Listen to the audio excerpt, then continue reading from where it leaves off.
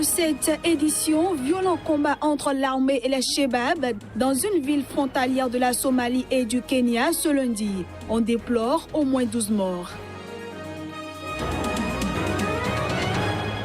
Réclamées par l'opposition, les élections locales en Guinée ne devraient pas avoir lieu d'ici la fin de l'année.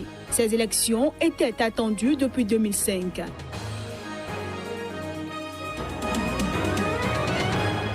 Enfin, le Japon a salué les nouvelles sanctions contre la Corée du Nord, adoptées à l'unanimité par le Conseil de sécurité de l'ONU.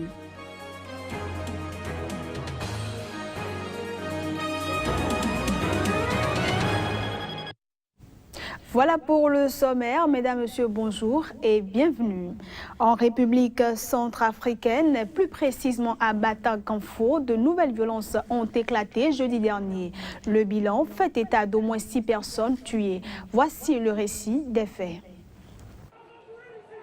Nouvelle éruption de violence à Bata-Kanfo, une ville située dans le nord-ouest de la Centrafrique.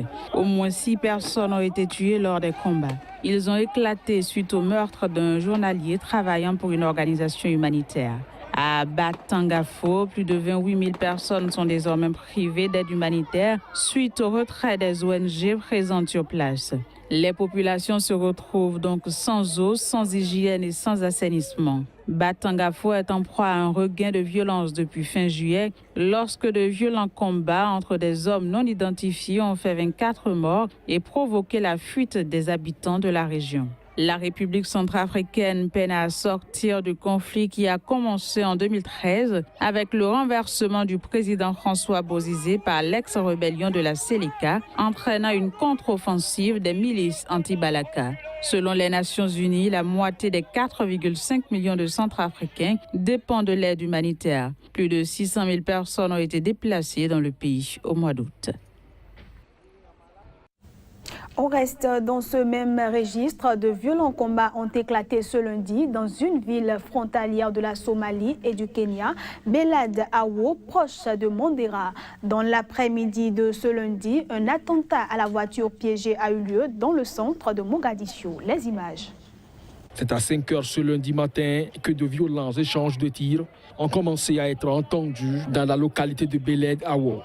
Une ville somalienne qui est séparée de la jumelle kenyane Mandera par une rue commerçante où passe la frontière.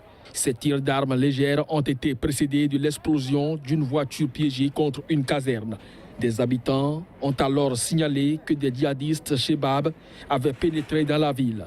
D'après les autorités kenyanes, 180 soldats somaliens ont alors fui vers le Kenya en traversant la frontière avec une vingtaine de blessés, dont une douzaine de civils.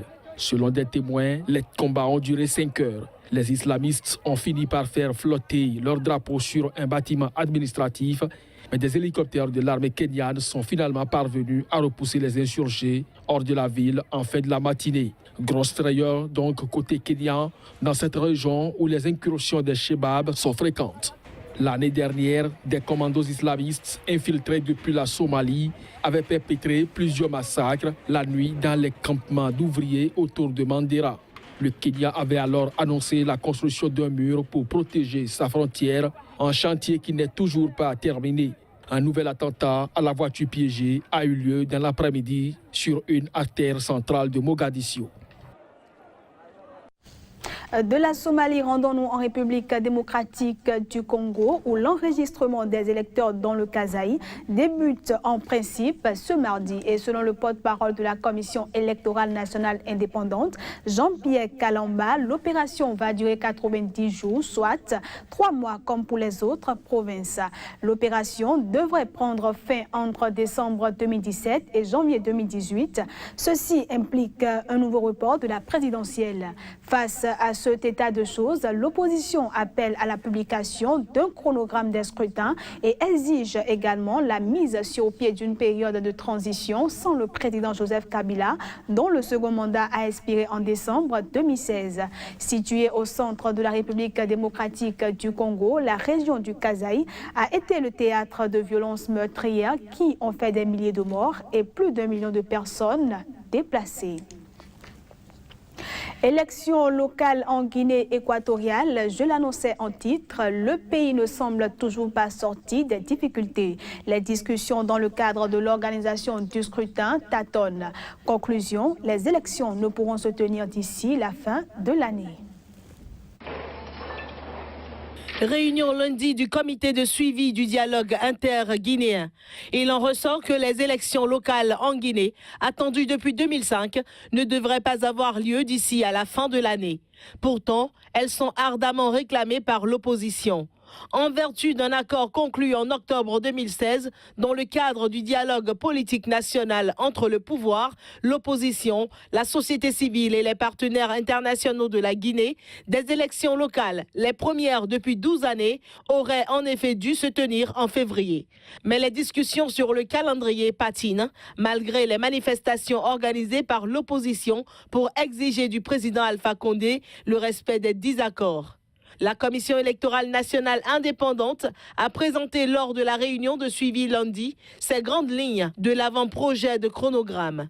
Ce calendrier prévoit un délai de 120 jours à partir d'une date qui reste à déterminer, ce qui amène en 2018. Des incertitudes liées au financement de ce scrutin sans cesse reporté subsistent, la CENI ne disposant que d'un tiers du budget nécessaire pour l'organiser. À un mois de l'anniversaire de l'accord prévoyant la tenue de ces élections, il y a encore beaucoup de dispositions non appliquées. L'opposition accuse le gouvernement d'un manque de volonté politique. Malgré la richesse de son sous-sol au bauxite, or, diamants et minerais de fer, plus de la moitié de la population de Guinée vit sous le seuil de pauvreté avec moins de 1 euro par jour.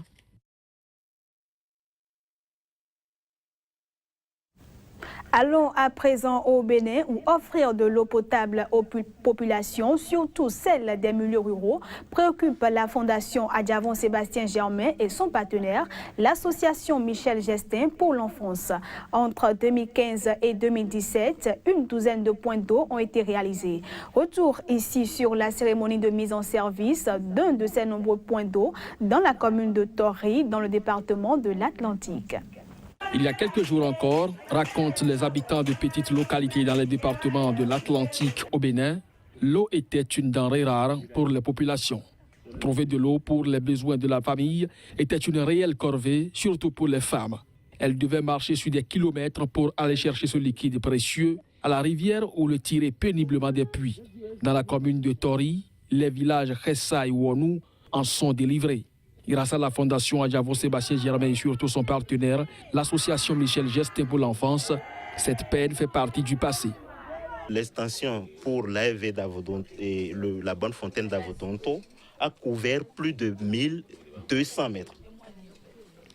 Celle de Manguévier fait plus de 700 mètres et celle de Wonou fait 800 quelque chose mètres. Mais vous n'avez pas rechigné, vous avez accepté. Et sans tarder, en l'espace d'1 mois, vous nous aviez offert l'eau à Avotonto en décembre dernier. Et nous sommes actuellement au mois de septembre et vous êtes là encore pour nous offrir de l'eau dans les localités de Khessa et de Wonou. Je n'ai pas assez de mots pour vous en dire merci.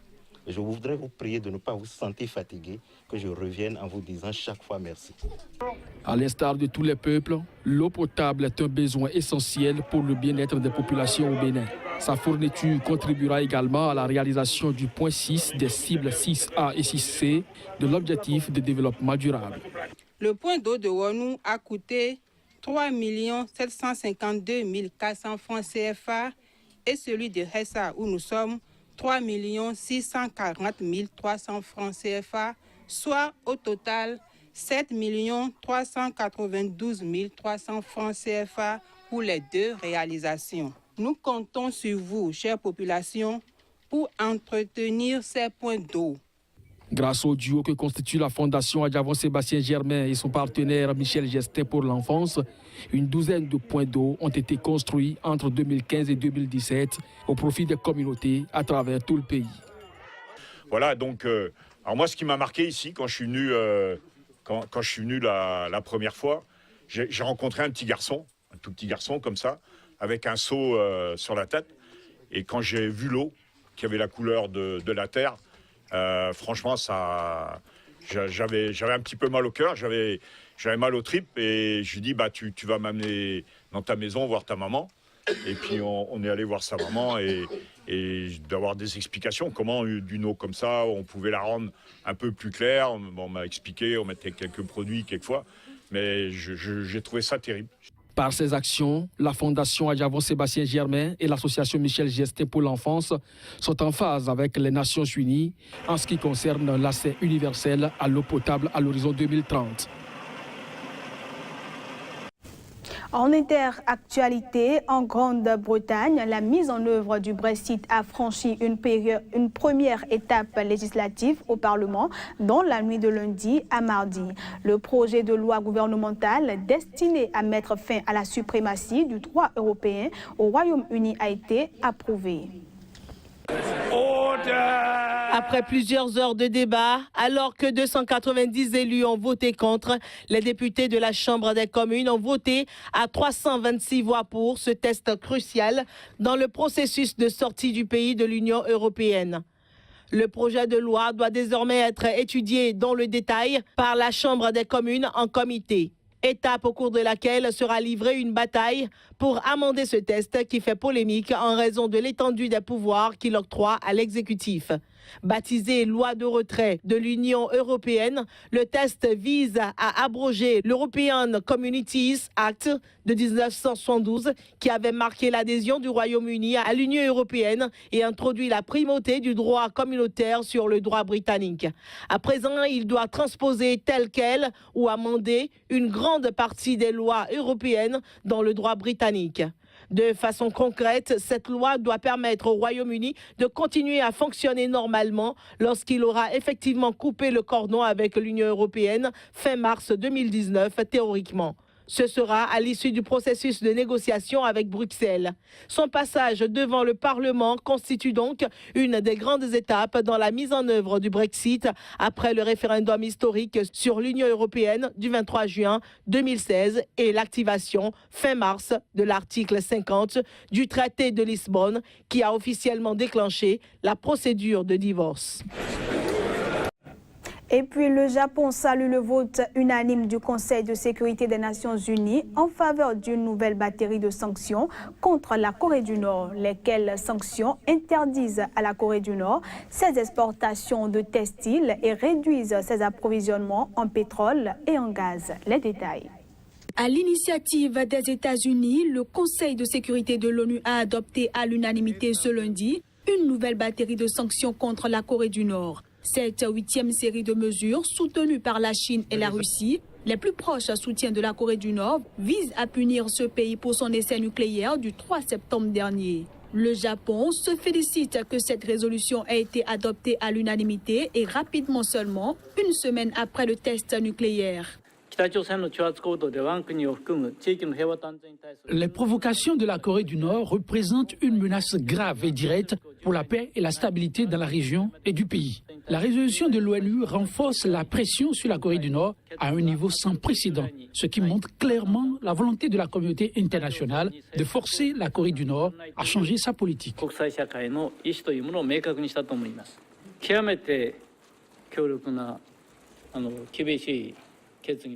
C'était une résolution extrêmement forte, stricte. À cause des sanctions, les recettes de la Corée du Nord en monnaie étrangère par les exportations vont diminuer de 90%. C'est important que nous mettions la résolution en place. Par ces sanctions, l'ONU veut pousser Pyongyang à négocier ses programmes d'armement nucléaire et conventionnel, jugés menaçants pour la stabilité mondiale. En ce qui la concerne, la Corée du Nord a exprimé son opposition aux nouvelles mesures. Elle a averti les États-Unis qu'elle leur infligerait la plus grande des souffrances et des douleurs s'ils persistaient à vouloir que l'ONU durcisse les sanctions à son encontre. Et c'est la fin de cette édition que je vous remercie d'avoir suivi. À bientôt.